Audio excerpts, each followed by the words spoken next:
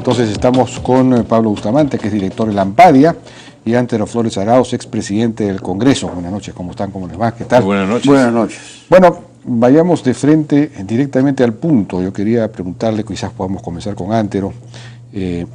¿La primera dama está dentro de su rol o está desbordando su papel, está usurpando funciones que no le corresponden?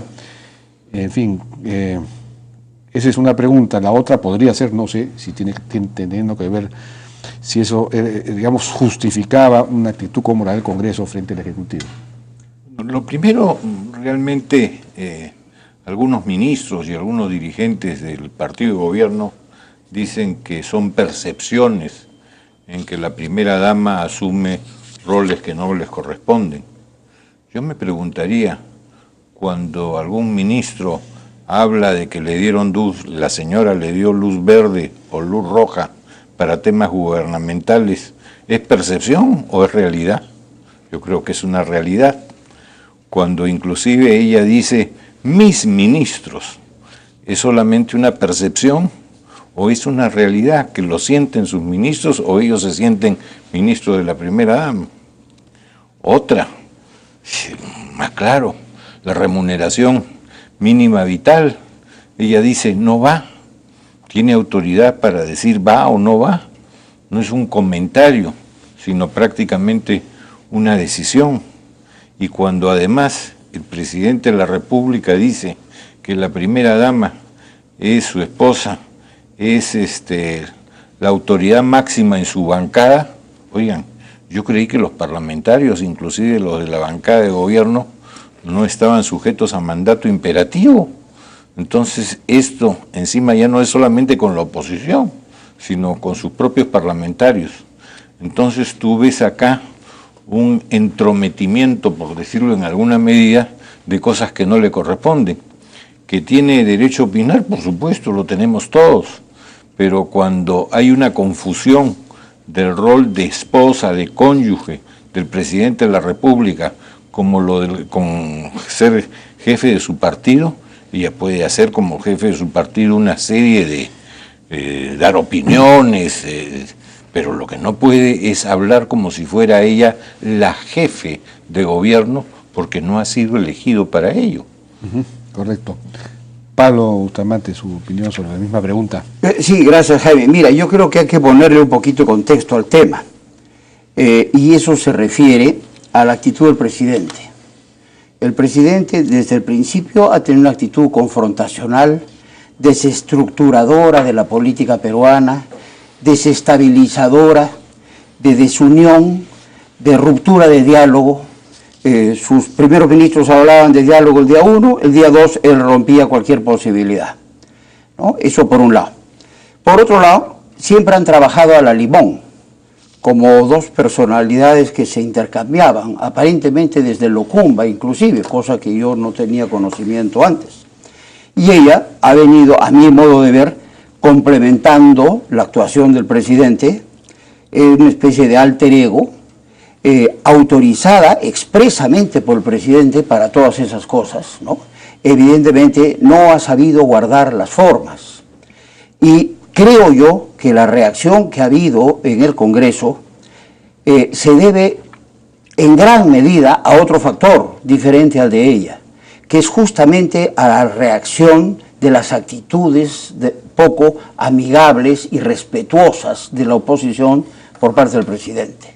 Entonces se han mezclado estos factores. Pero todo se ha focalizado, ¿no? Sin embargo, en la primera dama. Sí, claro, porque eso ha terminado siendo, digamos, políticamente vendible, marketeable, ¿no es cierto? Y con ejemplos concretos, como el de Villanueva, que por otro lado, francamente, todos están tratando de endiosar hoy día, pero él en una de sus primeras declaraciones dijo que lo que se necesitaba en el Perú era un ministro de Economía menos tacaño con las regiones.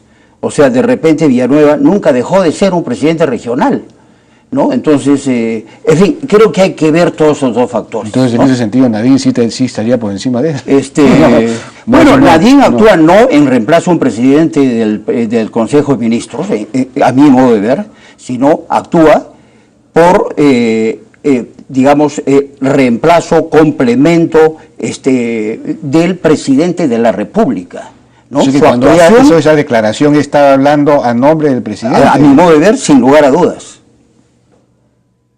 Por lo tanto, sí está autorizada. A mi modo de ver, sí, no expresamente, no públicamente, y no se guardaron las formas, ¿no? Pero se ha hecho una batahola terrible, ¿no es cierto?, que sí creo que ha destabilizado la política peruana.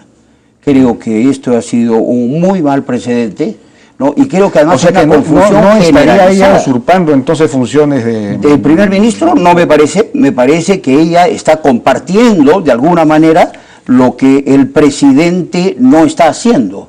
Los espacios vacíos se llenan. Ella llena los espacios que deja un presidente que no tiene vocación de hablar ni de comunicar, que no se distingue por ideas y conceptos de gobierno ni ideas de futuro, y ella, a pesar de su juventud, a pesar de su falta de experiencia, con las capacidades que hasta ahora ha mostrado, ha llenado esos vacíos. ¿Cuál es su opinión, Antero, sobre esta posición, digamos? Mi impresión es que sí hay un mix de la reacción del Congreso. Uno, respecto a la intromisión de ella en temas que no le competen. Y dos, una llamada de atención por las actitudes del propio presidente, que va respecto a su cónyuge a empoderarla cuando no tiene la facultad de empoderarla sin ningún cargo, y que da la impresión que está por encima del resto de funcionarios. Entonces hay una reacción lógica del Congreso, y que si le agregas algo más de cómo se sienten en alguna medida los grupos políticos usados cuando se trata de la Haya, que realmente necesitaba ¿qué te puedo decir?, un apoyo de todos los grupos, pero hay una utilización de los sectores políticos de oposición. Termina el tema de la Haya, bastante aceptable, y allí ya dejó de haber diálogo, dejó de haber todo, ya no te necesito, y comienzo hasta el día anterior del voto, de la presentación del gabinete al Congreso, ha seguido el presidente prácticamente retándolos, y después de que le han dado el voto de confianza, sigue con lo mismo. En consecuencia, en lugar de haber un propósito de enmienda, da la impresión de que hay un propósito de no enmienda, y esto lógicamente va a generar una serie de fastidios y va a debilitar más a un gabinete que está pegado con